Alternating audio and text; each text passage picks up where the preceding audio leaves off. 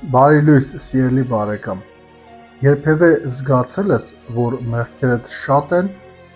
ու դու Աստծո առաջ քեզ անարժան ես համարում։ Մի վհատվիր, Աստված հենց այդպիսի մարդկանց է փնտրում։ Ղուկասի ավետարանի 7-րդ գլխում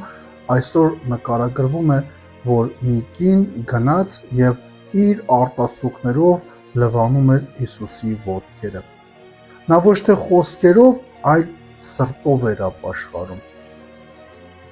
Այսօր դու էլ կարող ես անել այդ նույնը։ Սրտով ու անկեղծությամբ մոտենալ Տիրոջը, ապաշխարել,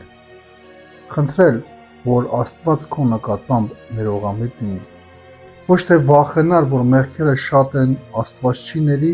այլ մաքուր սրտով գնալ դեպի Աստված։ Աստված փնտրում է ունար սրտերին, օրհնյալ օր քեզ։